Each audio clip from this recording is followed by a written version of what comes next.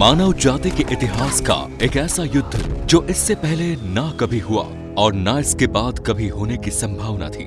यह अकेला ऐसा युद्ध था जिसमें लगभग 1.5 करोड़ से ज्यादा लोगों की मौत हुई। ब्रिटिश एम्पायर की कॉलोनियों के साथ साथ अमेरिका, सोवियत संघ जैसे और भी देश इस युद्ध में शामिल रहे। ये युद्ध एशिया और यूरोप की धरती पर लड़ा जा रहा था, इसलिए बर्बादी का सबसे ज्यादा असर भी वहीं हो रहा था। लेकिन क्या ये युद्ध अचानक घटी किसी घटना का परिणाम था या फिर लंबे समय तक पनप रहे किसी गुस्से, आक्रोश या साम्राज्यवाद का नतीजा था?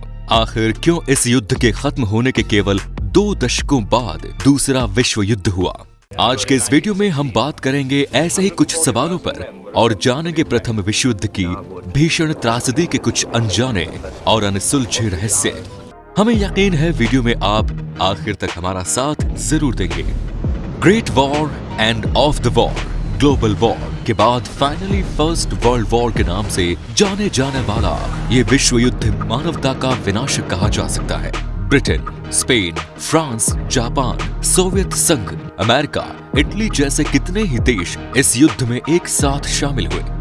इस युद्ध के राष्ट्र को जिसने भी देखा उसे ये यकीन हो गया कि आने वाले कई 100 सालों तक अब दोबारा ऐसा युद्ध नहीं देखने को मिलेगा। लेकिन इसके ठीक 20 साल बाद यानी 1939 में ही वर्ल्ड वॉर 2 पार्ट 2 आ गया और इसके बाद इस युद्ध को फर्स्ट वर्ल्ड वॉर का नाम मिल गया।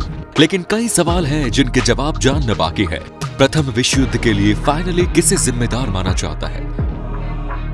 प्रथम विश्व युद्ध से पहले का समय आइए जानते हैं। शुरुआत करते हैं 19वीं सदी के अंतिम दौर से, जब वेस्टर्न नेशन मॉडर्नाइजेशन की रेस में पूरी दुनिया में सबसे आगे थे और इनके बीच भी एक दूसरे से आगे निकलने की होड़ लगी हुई थी। साइंटिस्ट हर फील्ड में रिसर्च कर रहे थे और इनकी रिसर्च का बेनिफिट उनके देश को मिल रहा था। कोई टैंक बना रहा था तो कोई लड़ाई के दूसरे अत्याधुनिक हथियार और सामान बना रहा था। एक तरफ टेक्नोलॉजी और लाइफ के कंफर्ट के लिए काम हो रहा था, तो वहीं पॉलिटिकल एरा में कई देश आपस में एक दूसरे के साथ कुछ इस तरह के समझौते कर रहे थे कि युद्ध जैसी विषम परिस्थितियों में एक दूसरे का साथ निभा सके। यानी एक दूसरे के साथ समझौता करने वाले देश इस बात पर राजी होते थे कि अगर एक देश पर हमला हुआ तो दूसरा देश भी उसकी सीमाओं की रक्षा उसके साथ मिलकर करेगा। यानी कुल मिलाकर पूरी दुनिया में अलग अलग देश मिलकर अपने अलग अलग गुट बना रहे थे। कई देशों के बीच एक दूसरे की टेरिटरी को लेकर डिस्प्यूट थे और technically advance nation forcefully in dispute को अपने हिसाब से हैंडल करने के लिए कैपेबल हो रहे थे। हम जिस टाइम पीरियड की बात कर रहे हैं उस समय से 50 साल पहले जर्मनी और फ्रांस के बीच एक बहुत ही अमानवीय युद्ध हुआ। इस जंग में जर्मनी ने फ्रांस का कुछ हिस्सा अपने कब्जे में कर लिया।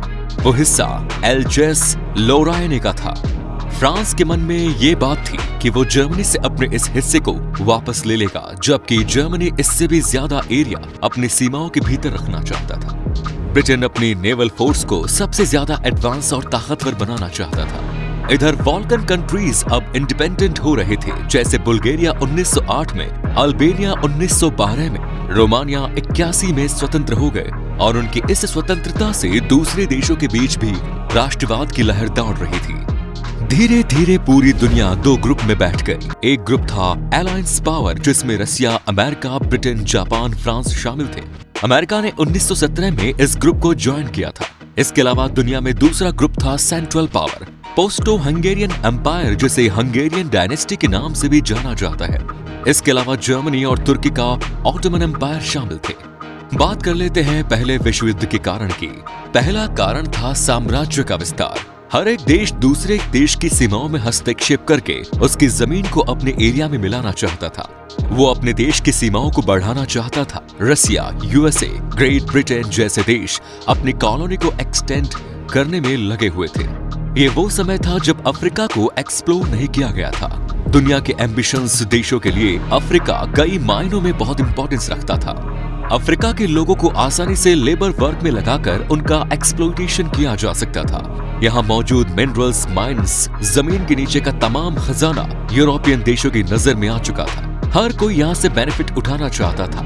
ये भी टकराव का एक कारण था। युद्ध के बाद जो जीता वही सिकंदर वाली बात यहाँ लागू होनी तय थी। दूसरा कारण था अलायंस सिस्टम। 19वीं सदी के आखिरी समय में सन 1882 में अलग अलग देश एक दूसरे के साथ अलायंस कर रहे थे। इनमें से एक था ट्रिपल अलायंस, जिसके मेंबर थे जर्मनी, हंगरी और तुर्की। इसके बाद साल 1904 में एक डबल अलायंस सामने आया, जिसमें ब्रिटेन और फ्रांस थे। इसे एंटॉन्ट कॉर्डियाली नाम दिया गया। आगे चलकर साल 1907 में रशिया भी शामिल हो गया और इस तरह ये भी एक ट्रिपल अलायंस बन गया। अब ये ट्रिपल एंटॉन्ट कन्वर्ट हो गया था। तीसरा कारण था मिलिट्राइजेशन ऑफ वर्ल्ड। पूरी दुनिया में आर्म्स और एमिनेशन की होड़ लगी थी। मॉडर्न एज की शुरुआत थी और लोग मिलिट्री बनाने में लगे थे। टैंक, तोप, नेवी, एयरफोर्स को डेवलप करने में लगे थे और इस मिलिट्राइजेशन का सबसे बड़ा बेनिफिट जर्मनी, ब्रिटेन और यूएसए को मिल रहा था, क्योंकि यहाँ पर मिलिट्री इक्विपमेंट्स बनाने वाली बड़ी बड़ी कंपनियां थी। चौथा कारण नेशनलिज्म था। छोटे छोटे देशों में आजादी का परचम लहरा रहा था। इन दिनों ग्लोरी ऑफ वॉर जैसा सेंटिमेंट काम कर रहा था। वॉर को इस तरीके से ग्लोरीफाई किया जा रहा था जैसे कि वो कोई बहुत अच्छी चीज हो। बाल्कान कंट्रीज में तो नेशनलिज्म पहले से ही काफी जोर पकड़ चुका था। इन चारों के अलावा इस युद्ध के कई दूसरे और तात्कालिक कारण भी थे। इनमें से एक था रशिया और तुर्की के ऑटोमन साम्राज्य के बीच स्ट्रेट ऑफ डॉर्डन लीज पर अपना कंट्रोल हासिल कर उसे बनाए रखना। ये बेसिकली ऐसा गेटवे है जो भूमध्य सागर और काले सागर को आपस में जोड़ता है। स्ट्रेटेजिकली इस रीजन का बहुत ज्यादा महत्व है। इसके अलावा प्रथम विश्व युद्ध का तात्कालिक कारण भी रहा और वो था ऑस्ट्रो हंगेरियन अंपायर के राजकुमार आर्क ड्यूक फर्डिनेंड और उनकी वाइफ की 28 जून 1914 में बोस्निया की राजधानी सरायेवो में हत्या। यह हत्या उस समय हुई जब ये दोनों पति पत्नी बोस्निया और हर्जेगोविना की यात्रा कर रहे थे। इस घटना के पीछे उस समय के ब्लैक हैंड ग्रुप के मेंबर ग्रेबिलो प्रिंसेप का हाथ माना जा रहा था। ऑस्ट्रो हंगेरियन एम्पायर को लग रहा था इस घटना के पीछे सर्बिया का हाथ है, क्योंकि ब्लैक हैंड ग्रुप सर्बिया में ही था। ऑस्ट्रो हंगेरियन एम्पायर ने सर्बिया पर अटैक करने की तैयारी कर ली और इस मामले में जर्मनी से भी कांटेक्ट किया। जर्मनी ने भी फुल सपोर्ट किया और इसके बाद एक सर्बिया में अटैक हो गया और यही पहले विश्व युद्ध का तात्कालिक कारण बना। प्रथम विश्व युद्ध के लिए बेसिकली उस समय के सभी प्रभावशाली देशों को जिम्मेदार माना गया। ऑस्ट्रिया तो पहला कारण था, जो कि युद्ध के लिए उसका नेचर पहले से ही अग्रेसिव माना गया और युद्ध की शुरुआत किसने की, उसके बाद जर्मनी ने उसे सपोर्ट किया। ब्रिटेन ने फ्रांस को सपोर्ट किया और रशिया ने इस युद्ध में सर्बिया को फुल सपोर्ट किया। इस प्रकार इस बार की शुरुआत में सबने अपना अपना स्टैंड क्लियर कर दिया था और उसी के अकॉर्डिंग जंग लड़ रहे थे। जर्मनी का ये सोचना था कि लेवल फोर्स को मजबूत करना बहुत जरूरी है, क्योंकि जिसका समुद्र पर विचार है वो ज्यादा ताकतवर। इसके चलते ब्रिटेन और जर्मनी के बीच एक कंपटीशन पैदा हुआ। इसमें आगे चलकर नेगेटिव शेड ले लिया गया। इस जंग में जर्मनी ओवर कॉन्फिडेंट था। उसे लगता था कि वो फ्रांस और रशिया दोनों को एक साथ युद्ध में हरा सकता है। दरअसल जर्मनी अपने स्काईफैन प्लान पर काम कर रहे थे।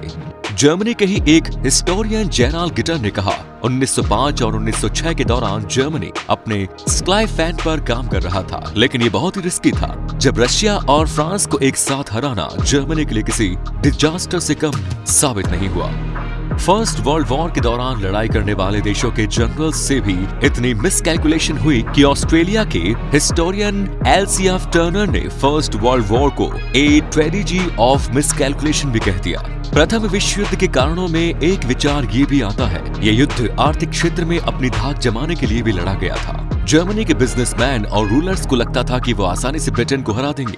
वैसे आप क्या सोचते हैं, इस दुनिया में जंग होनी चाहिए या नहीं? इस सवाल का जवाब हमें कमेंट बॉक्स में लिखकर जरूर बताइए। मिलेंगे नई वीडियो में, तब तक के लिए जय हिंद, जय भारत, वंदे मातरम।